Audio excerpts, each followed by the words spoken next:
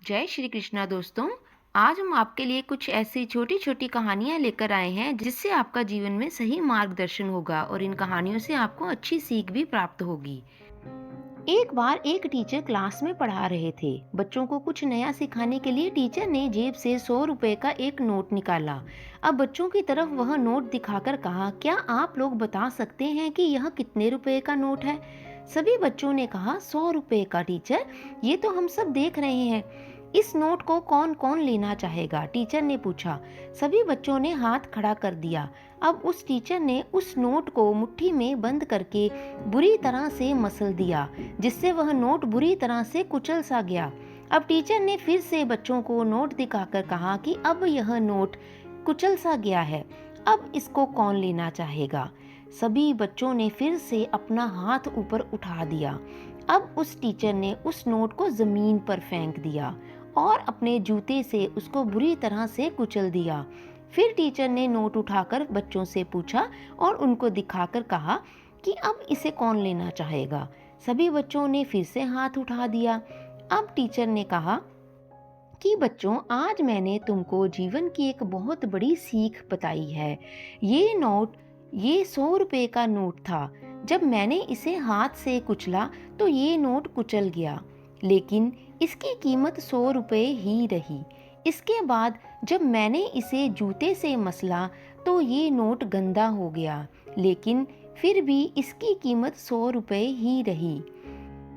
ठीक वैसे ही इंसान की जो कीमत है और इंसान की जो काबिलियत है, वो कभी भी बदल नहीं सकती, वो हमेशा वही ही रहती है। आपके ऊपर चाहे कितनी भी मुश्किलें आ जाएं, चाहे जितनी भी मुसीबतों की धूल आपके ऊपर गिरे, लेकिन आपको अपनी कीमत नहीं गंवानी है। आप कल भी बेहतर थे और आज भी बेहतर हैं और आगे भी बेहतर होंगे।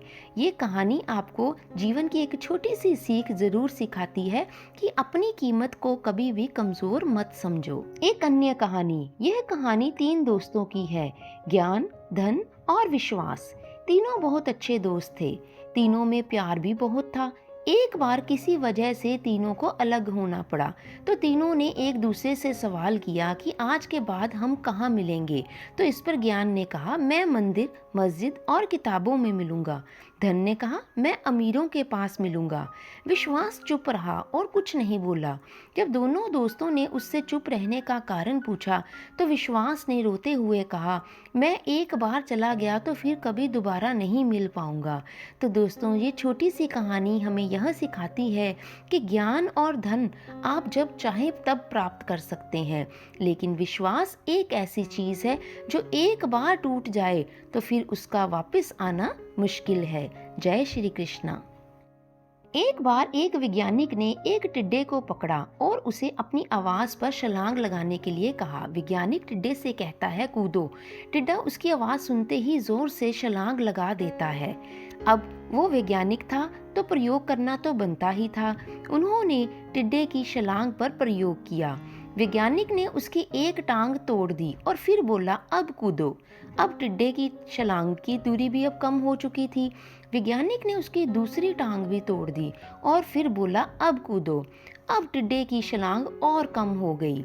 अब तोड़ी गई उसकी तीसरी टांग। छलांग की दूरी और उससे पहले भी कम हो गई।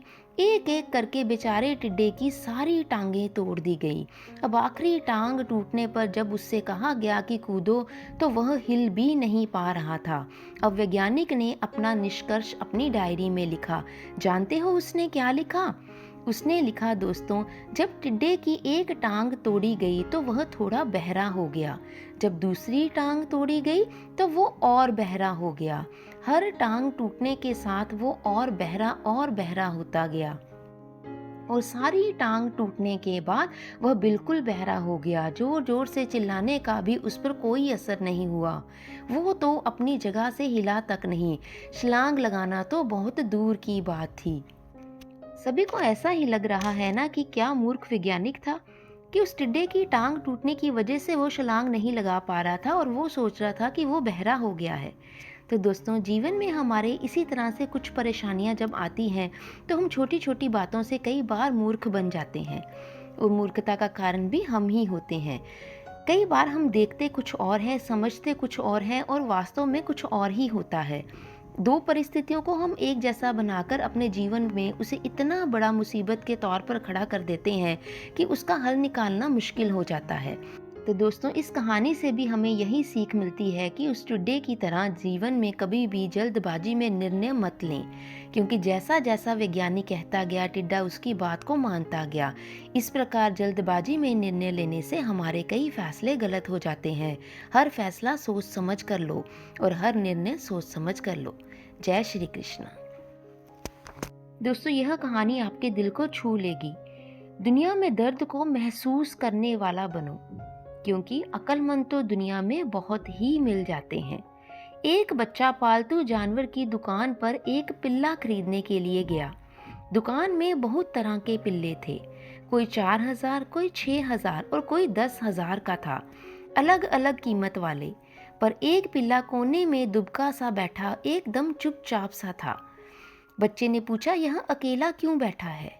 दुकानदार ने कहा, यह अपाहिज है, इसका पैर एकदम खराब है। यूं तो एक शानदार पिल्ला था, परंतु उसका पैर खराब होने के कारण वो बिकाऊ नहीं है। बच्चे ने फिर से पूछा, अगर यह बिकाऊ नहीं है तो आप इसका क्या करेंगे? तो दुकानदार का जवाब था, इसे हमेशा के लिए मौत की नींद सुला दिया जाएगा। क्या मैं इस पिल्ले के साथ थोड़ी देर खेल सकता हूँ? बच्चे ने उस दुकानदार से कहा। क्यों नहीं? दुकानदार ने आगे से जवाब दिया, हाँ, तुम खेल सकते हो। बच्चा भागता हुआ पिल्ले के पास गया और उसे गोद में उठा लेता है। वो पिल्ला बहुत खुश हुआ। उसे पहली बार किसी ने इतना प्यार दिया था। पहली बार उसे किसी ने इतने प्यार से सहलाया था। पहली बार उसे महत्व दिया गया था। कितने खुश थे दोनों, पिल्ला और बच्चा। बच्चे ने उसी वक्त एक निर्णय लिया और दुकानदार से कहा कि मुझे यह पिल्ला चाहिए। बच्चा जिद पर अड़ गया। उसने दुकानदार से उसकी कीमत पूछी, परंतु दुकानदार ने उसको कुछ नहीं कहा। वो जबरदस्ती उसके हाथ पर 2,000 रुपये रखकर घर में अपनी माँ के पास दौड़ा और 3,000 लेने के लिए चला गया। लड़का अभी दुकान के बाहर ही पहुंचा था कि दुकानदार ने पीछे से आवाज लगाई और कहा कि मुझे समझ नहीं आ रहा कि तुम इस अपाहिज पिल्ले के पीछे इतना पैसा क्यों खर्च करना चाहते हो। इतने पैसों में तो तुम एक अच्छा भला पिल्ला खरीद सकते हो। बच्चा पीछे मुड़ा पर कुछ ना बोला, बस अपनी एक टांग से पैंट ऊपर उठाई। उस लड़के ने पाँव में ब्रेश पहने हुए थे, यानी कि वो अपाहिज था। दुकानदार सहम सा गया, कुछ ना कह सका, पर उसकी आंखें नम होती सब कुछ बयां कर रही थी। उस बच्चे के रूप में आज वो उसे एक ऐसा इंसान मिला था जिसे उसने इंसानियत का सबक सिखा दिया था। किसी के दर्द को समझना अलग बात है और उस दर्द को महसूस करना अलग बात है। दोस्तों, दर्द को महसूस करने वाला बनिए, फिर आपके अंदर कभी भी इंसानियत खत्म नहीं होगी। जय श्री कृष्ण।